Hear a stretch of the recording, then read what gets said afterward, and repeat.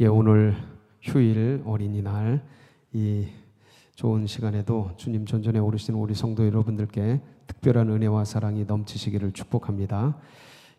가정마다 우리 또 자녀들, 손주들 함께 행복한 또 하루가 되시길 바라고, 특별히 오늘 이 어린이들이 제일 좋아하는 이 동방박사, 그리고 또 예수님의 탄생에 관한 그런 비화에 대해서 같이 나누게 되는데, 이 동방박사들이 이렇게 그 먼 길을 떠나서 예수님을 경배하고 이 마태복음에 등장하는 최초의 예배자들이 됩니다. 이방인들이. 그래서 참 대단하다. 그 먼 길을 넘어서 대략 한 최소 한 1000km 이상, 평균 잡아서 1500km, 많게는 2000km가 되는 그 먼 길. 지금도 힘듭니다, 그 길은.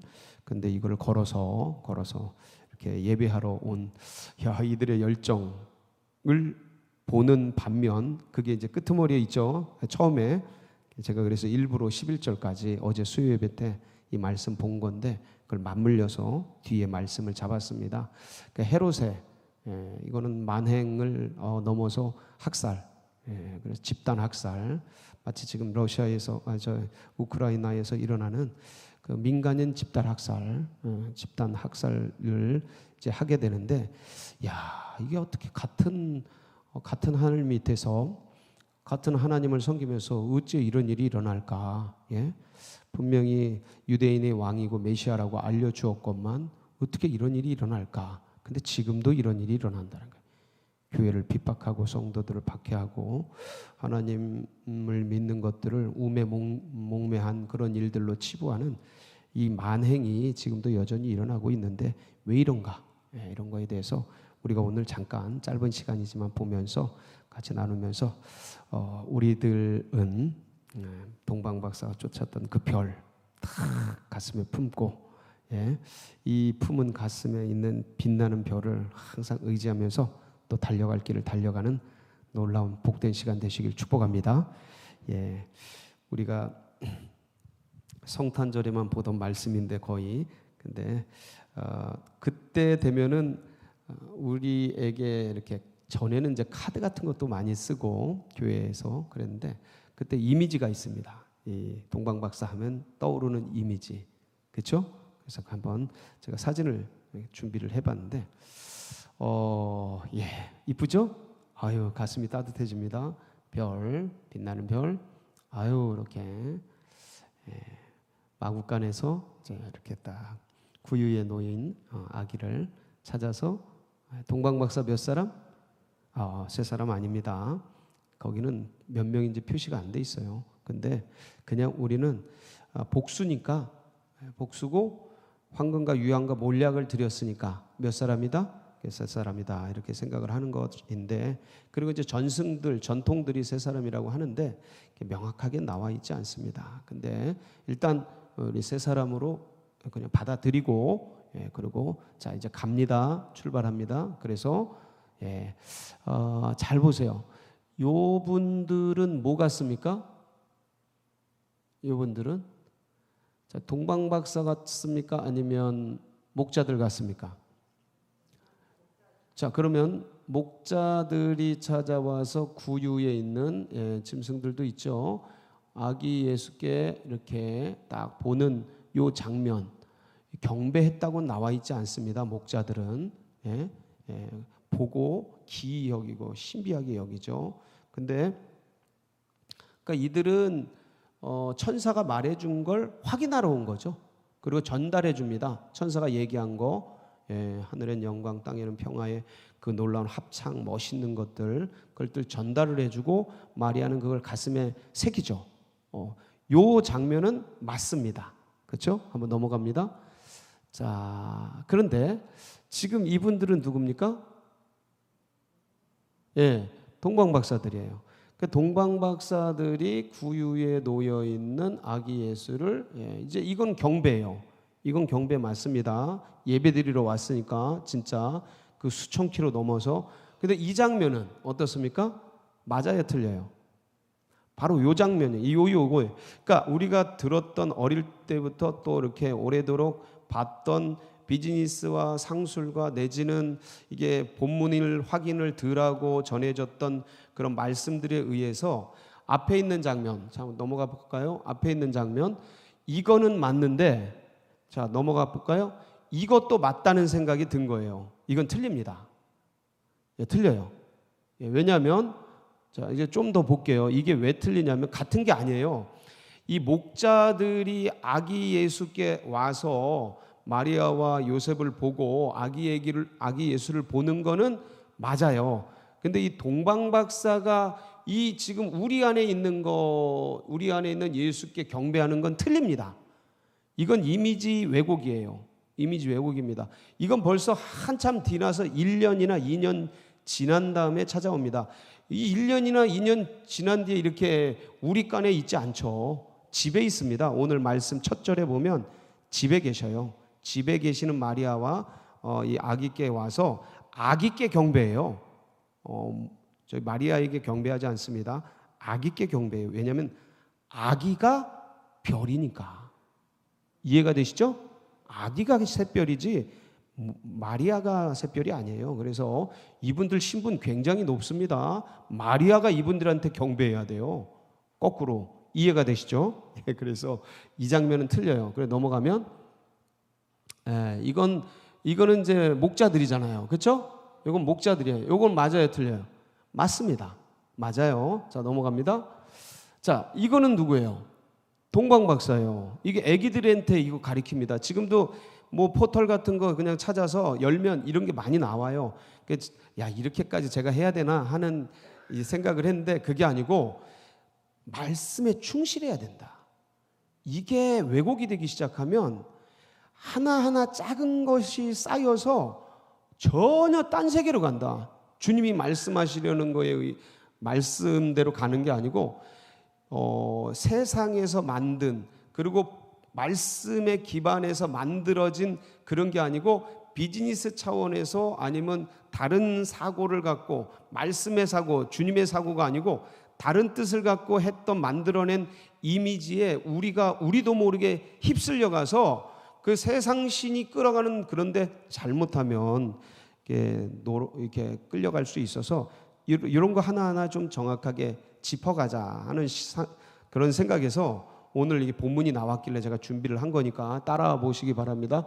이분들은 동방박사예요. 여기는 마구간이지 않습니까? 아기 예수가 여기 있잖아요. 이거는 틀린 거라는 거예요. 그래서 이거를 애들을 어릴 때부터 이렇게 사고를 집어넣으면 이 말씀을 볼 때 이게 안 보여요. 정확하게 제가 해석하는 식으로 안 보입니다.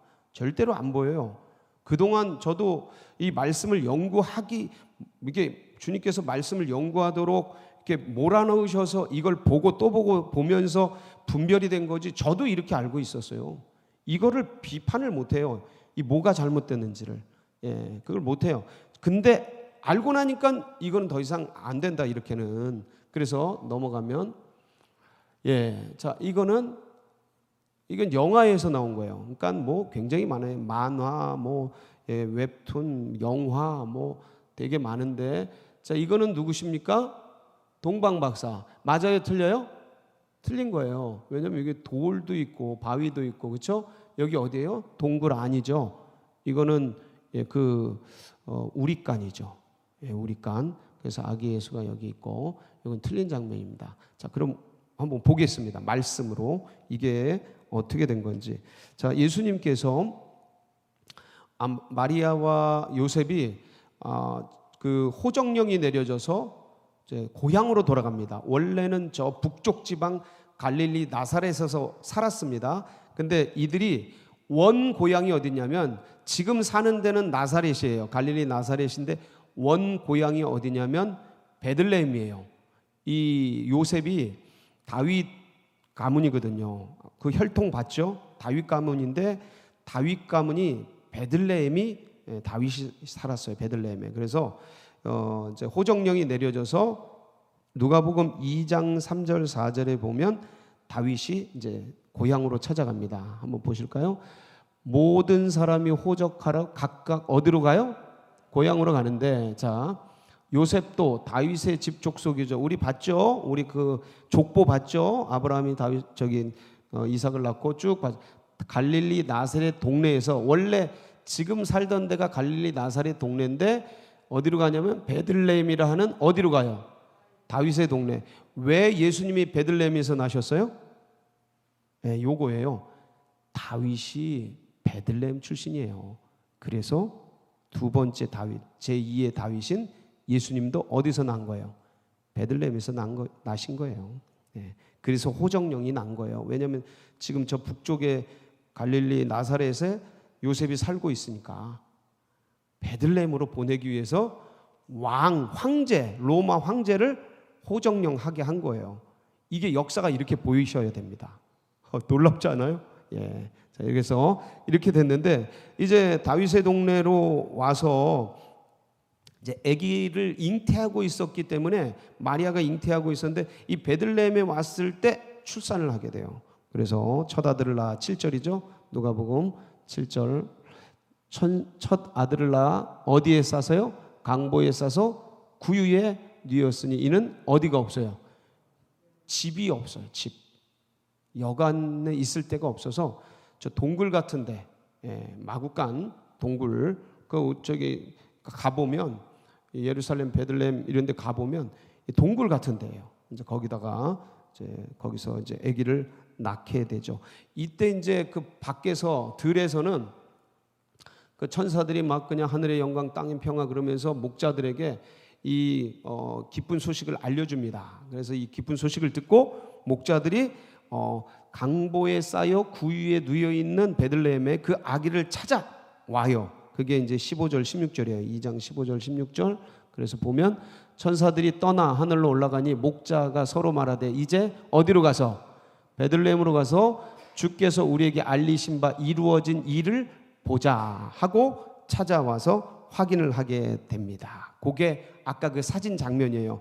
목자들이 들고 있는, 지팡이 들고 있는 그거는 맞는 거예요. 근데 동방박사 얘기는 이제 뒤로 갑니다. 그럼 그 뒤에 어떻게 되냐면, 누가복음 2장 계속해서 보면 21절에 보면, 자, 할례할 8일이 되매 7일 동안은 아기를 낳으면 부정을 합니다.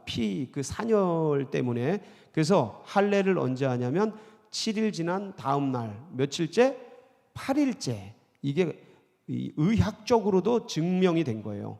8일째 가장 안전해요. 요걸 할 때 의학적으로 증명이 됐는데, 할례할 8일이 되매 그 이름을 예수라 하니 곧 잉태하기 전에 천사가 일컫는 바로라. 그래서 가서 뭐예요? 할례를 합니다. 할례를 해요. 할례를 하고, 그 다음에 이 정결 예식이 어떻게 진행이 되냐면 8일날 할례를 하고, 이 부정한 기간이 일주일 동안 부정해지는데, 남자는 33일 뒤에 정결 예식을 하고 성전에 가서, 그 전에는 성전 못 갑니다. 그 다음에 여자는 66일 뒤에 가서 이제 정결 예식을 행하게 됩니다. 그래서 이게 정결 예식이 뭐냐면 하나님께 이제 알리는 거예요. 근데 하나님께 나아가기 위해서 성전을 가야 되는데, 이게 이제 산열이 깨끗해지지 않으면 못 갑니다. 부정한 몸을 가지고는. 그래서 레위기에 그 말씀이 있는 거예요. 레위기에 좀 보여주실까요? 네. 내가 안 올렸나요 혹시? 예, 안 올렸나? 제가 올렸는지 안 올렸는지 이제 헷갈리네. 예, 레위기에 보면 그 말씀이 있어요. 이 7일간 부정하고 8일째 되는 날 할례를 하고, 남자아이는 33일째 되는 날 이제 정결 예식을 하고, 여자아이는 66일째 정결 예식을 하라라는 말씀이 있습니다. 그래서 자, 33일째, 그러니까 낳은 지 7일째까지 부정하고 8일째 할례를 하고 33일째, 그 이후로 부정한 것을 벗고 33일째 되는 날 정결 예식을 하니까 이게 40일째 이제 가서 40일 되는 날 가서 이제 정결 예식을 행한 거예요. 그 정결 예식을 행하러 예루살렘에 들어가서 누굴 만난 거예요? 그때 시므온을 만난 거예요. 시므온을 만나서 이 아이가 어떻게 될 일이 예언의 말씀을 듣고, 그리고 좀 이따 누굴 만나요? 그 연세 드신 기도하는 여인 안나를 만나는 거예요. 안나, 그 오랜 세월 동안 홀로 기도하면서 성전을 지키던 그 여인들을 마치게 되는 거죠. 그래서 그렇게 하고 나서 이 모든 일을 마치고 39절 누가복음 2장 39절 자, 이 모든 일을 마치고 주의 율법을 따라 아까 그 말씀드린 것들을 다 마치고 여기서 자, 갈릴리로 돌아가기 전에 여기서 이 누가는 이 헤롯과 예수님 동방박사 사건에 대해서 기록을 안 해요. 기록 자체를 안 합니다. 그냥 자, 율법에 따라 모든 일을 마치고 그러고 나서 갈릴리로 돌아간 거로 바로 연결을 해버립니다. 근데 요 사이에 뭔 일이 있었어요? 동방박사의 방문 사건이 있었던 겁니다. 이해가 되시죠? 그래서 성경은요, 신학자들, 이 마태, 마가, 누가, 요한 이 신학자들의 관점에 따라서 어떤 것은 과감하게 취급을 안 합니다. 안 씁니다. 그냥 쑥 잘라버려요. 그리고 누가가, 그러니까 신학자가 지향하는 그 얘기들을 향해 나가요. 그러니까 여기는 이 누가는 그러니까 이 예수님은 참된 인간이시다라는 얘기를 하기 위해서 이런 건 필요 없으면 그냥 쭉 딴 데로 갑니다. 근데 이제 마태는 왕이시다. 그분이 예수가 왕이시다. 누구에 의해서 증거된 전문가 집단인 동방박사에 의해 증거된 참된 왕이시다를 선포하기 위해서 마태복음에 뭐가 들어간 거예요? 동방박사 사건이 들어간 거예요. 관점이 다르니까 이 말씀의 내용도 어떤 거는 과감하게 잘라지고 어떤 거는 들어가고 이렇다라는 거, 그걸 꼭 이제 이해를 하셔야 되고요. 그래서 요 말씀 사이에 율법을 온 것을 다 마치고 갈릴리 나사렛 동네로 돌아갔다. 그 사이에 오늘 이제 이 동방박사 사건이 있게 되고, 그래서 동방박사가 이제 우리를 헤롯을 속이고 도망갔다라는 것을 알고 헤롯이 어떻게 합니까? 화가 나서 어디로 쳐들어가요? 군대를 보내서 베들레헴 지경에 있는 그 모든 산의 아이들을 다 죽여버립니다. 자, 근데 죽일 때 기준이 있어요. 16절이죠. 16절. 오늘 말씀 마태복음 2장 16절 한번 띄워주세요. 보면 이에 헤롯이 박사들에게 속은 줄 알고 심히 노하여 사람을 보내어 베들레헴과 그 모든 지경 안에 있는 산의 아이를 박사들에게 자세히 알아본 그때를 기준하여 2살부터 그 아래로 다 죽이니. 그러면 박사들이 별을 본 게 언제였어요? 박사들이 별을 본 게 기본적으로 2살 아래니까 아무리 못 돼도 1년 6개월 2살 정도 된 거죠. 그러니까 그 아래로 다 죽이는 거예요. 그러니까 이때 이미 예수님은 1살 2살 되셨을 때예요. 막 태어났을 때가 아니에요. 자, 그러면 동방박사들이 찾아간 곳은 우리간이 아니겠죠? 동굴이 아니겠죠? 어디 계세요? 오늘 그래서 11절 한번 보세요. 오늘 말씀 11절 이제 보면 어디 들어가? 집에 들어가시잖아요. 이게 증거예요. 동굴이 아니에요. 여관이 아니에요. 여관에서도 있을 수 없어서 들어갔던 우리간이 아닙니다. 그래서 집에 들어가서 이분들을 맞아서 드리게 되는 겁니다.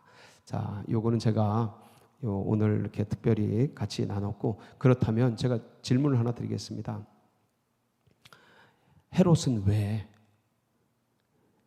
저 유대인의 왕 메시아를 죽이려 했고, 그래서 그 아이를 죽이려고 함과 동시에 모든 아이들을 다 죽이는 엄청난 비극적 이런 만행을 저지르게 되었을까요? 아니, 메시아가 왔으면 섬겨야 되잖아. 와, 메시아가 오시다니, 우주의 왕이 오시다니 섬겨야 되고, 그런데 왜 이런 일이 생겼을까? 이거예요. 그러니까 동방박사들은 정말 이방인인데도 불구하고 그 먼 거리, 그리고 목숨을 걸고 그 많은 재정을 들여서 이 여러 명이 이렇게 이 세계 여행인데, 이 당시에 세계 여행, 이 세계 여행 한 번 하려면 얼마나 많은 돈이 들어가겠어요. 그 모든 것들을 다 지불하고 와서 예배드리고 감격 속에서 너무 기뻐하면서 별을 보고 기뻐하더라. 막 이래. 그분을 만나기 위해서 그랬는데, 아니 이방인들 그리고 이런 그 먼 사람들, 딴 나라 사람들은 이러는데, 자국에 있는 진짜 서기관 바리새인 그 열심히 일하는 이 사람들은 아무것도 모른 채 벌써 1년 2년 예수님이 태어난 지 지나가는데 모른 채 이러고 있고, 캄캄함 중에 있고, 아니 알려줬는데 죽이려고 그러고. 왜 이런 일이 일어날까요? 볼 눈이 없어서 그래요. 무슨 눈이 없어서요? 볼 눈이. 뭘 볼 눈이 없어요? 별을 볼 눈이 없는 거예요. 별을 볼 눈이. 아니 이 이방인들도 알고 이 사람들도 다 아는데 그 하늘에 엄청나게 떠서 빛나는 이 바리새인 서기관들이라고도 모르겠습니까? 다 알지. 근데 그 별을 볼 눈이 없는 거예요. 여러분, 하늘의 별을 왜 못 봅니까? 요새 별 좀 보고 사십니까? 별 볼 일 없어요? 별 볼 일 없는 세상. 왜 안 보여요 그게? 바쁘니까. 소도 사야 하고, 장가도 가야 하고, 농가밭에 나가서 할 일도 많고, 비즈니스도 해야 되고, 사람도 만나야 되고, 할 일이 무진장 많으니까 하늘의 별을 언제 봅니까? 바쁜 일상 속에, 바쁜 세상 속에 하늘에 시퍼렇게 떠서 빛나고 있는 그 별을 1년 넘도록 못 보는 거예요. 언제부터 떴냐고 물었잖아요. 2살 이하, 그러니까 2년째 빛나고 있는 거예요. 2년째 빛나고 있는데 지금 별이 막 인도에 가잖아요. 동방박사들을. 그게 지금 몇 년째 빛나고 있는 거예요. 그 주피터 목성이, 왕의 별이 그냥 눈을 들어서 저 신기하다. 왜 저런 일이 일어나지? 모르는 사람은 그냥 신기하다지만 바리새인 서기관 이들은 그렇게 얼마나 많은 연구를 했어요. 그래서 그때 메시아의 별이 떠오를 거를 성경에도 엄청나게 예언을 해놨거든요. 민수기 24장 17절 한번 볼까요? 민수기 24장 17절. 거기 보면 내가 그를 보아도 이때의 일이 아니며 내가 그를 바라보아도 가까운 일이 아니로다.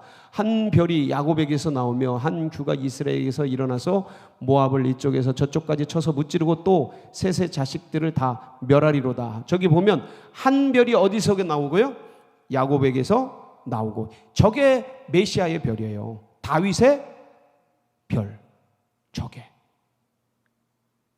다윗의 별이에요. 저게. 그래서 메시아는 별과 함께 온다. 이게 이스라엘 백성들이 기본적으로 알고 있었던 상식이었습니다. 상식이었어요. 그래서 이제 신약에서도 이것들을 다 알고, 유대인들이라면 다 아는 상식이었어요. 이것들을 이제 신약에서도 알고, 그래서 이제 사도 요한이 어떻게 예언의 말씀을 하냐면 예수님을 뭐로 표현을 해요? 광명한 새벽별. 계시록 22장 16절. 그래서 보면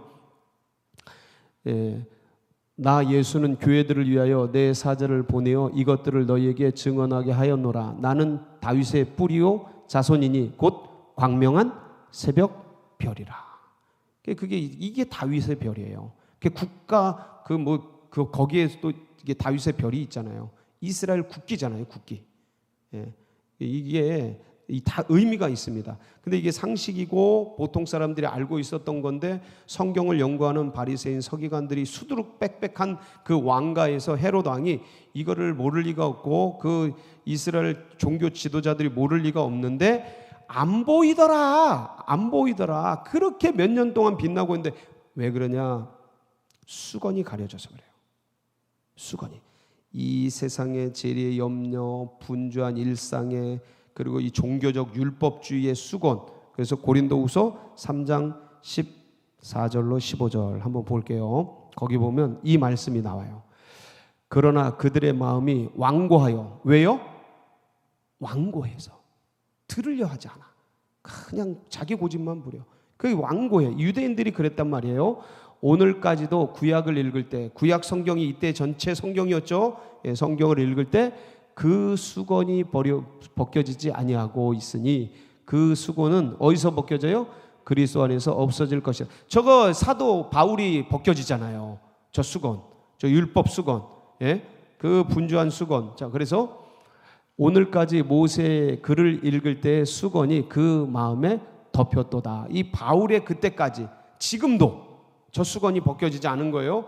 그런데 저 수건이 유대인뿐만 아니라 세상 사람들의 그 분주한 일상 속에 떠오른 지금도 시퍼렇게 떠서 빛나고 있는 그 별.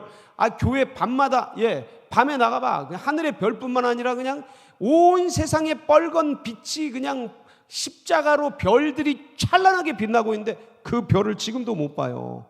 보아도 보지 못하고 알아도 알지 못하고. 그게 왜 그러냐? 세상 신이 혼미하게 하기 때문에 그래요. 그래서 고린도후서 4장 3절로 4절 한번 볼게요. 만일 우리의 복음이 가리었으면 가려진 거죠. 가려진 거예요. 망하는 자들에게 가려진 것이라. 왜 가려졌어요? 4절. 그 중에 이 세상의 신이 믿지 아니하는 자들의 마음을 어떻게 해요? 혼미하게 하여 그리스도의 영광의 복음의 광채가 비치지 못하게 하미니 그리스도는 하나님의 형상이니라. 별이 빛나고 있는데, 그리스도의 영광의 광채가 빛나고 있는데, 복음의 빛이 빛나고 있는데 못 보게 만드는 거예요. 세상의 신이 각종 이론과 여러 가지 세상 혼미한 것으로 막아서. 그러니까 이 복음이 전달되고 그리스도의 빛나는 별이 보이는 게 그냥 보이는 게 아니더라. 안 보여. 그 뒤에 뭐가 있어요? 세상의 신. 이 세상이 원수마귀 사단입니다. 정사와 권세와 세상의 어둠의 주관자들과 하늘에 있는 악한 영들, 이걸 가지고 딱 잡고서 못 보이게 만드는 거예요. 그러니까 우리는 그 영혼들을 위해서 뭐 해야 돼요? 이 배후 세력 원수마귀 사단을 작살내기 위해서 가장 먼저 해야 될 게 기도인 거예요.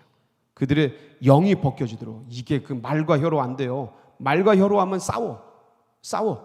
더 안 되는 이유 100가지를 더 돼요. 그래서 오지를 한다. 그래서 이 세상의 신이 사람들의 눈을 혼미하게 하는데 욕심과 정욕에 매이게 하는 거죠. 그래서 요한일서 2장 15절로 16절 한번 볼게요. 이 세상이나 세상에 있는 것들을 사랑하지 말라. 누구든지 세상을 사랑하면 아버지의 사랑이 그 안에 있지 아니하니. 이는 세상에 있는 모든 것이 육신의 정욕과 안목의 정욕과 이 세상의 자랑이니 다 아버지께로 온 것이 아니요 세상으로부터, 세상 신으로부터 와서 가려서 욕심에 빠지고 복음의 광채가 안 보이게 하고 그렇다. 그래서 우리는 정말 주님께 지금 자연 속에서 별이 빛나고 있고, 인생 속에서, 우리 삶 속에서 별이 빛나고 있고, 성경 속에서 별이 빛나고 있고, 인생 속에서 별이 빛나고 있는데, 이 빛나는 별을 그들이 볼 수 있도록, 그리고 우리도 계속 보면서 이 믿음의 길을 기도하면서 말씀으로 달려가는 복된 역사가 있으시길 축복합니다. 같이 기도하시겠습니다. 이게 빛나고 있는데 잘 안 보입니다. 2년간 빛나고 있어도 이 전문가들도 못 보고 오히려 다 죽이려고 하는 욕심에 사로잡히듯이 지금도 똑같아요. 지금도 찬란하게 빛나는데 못 봐요. 그래서 같이 기도하고, 하나님, 그리고 우리가 이 별을 더 깊이 가슴에 품고 누려야 돼요. 누려야 지혜가 나와요. 능력이 나와요. 그래서 하나님, 오늘도 마음껏 역사해 주시고, 하나님, 이 빛을 보고 살아가는, 별빛을 보고 살아가는 우리, 하나님 계속해서 더 큰 은혜와 사랑으로 넘치게 하여 주시옵소서. 우리 주여 부르짖고 다 같이 기도하며 나갑니다. 부르짖습니다. 주여, 주여, 주여. 할렐루야.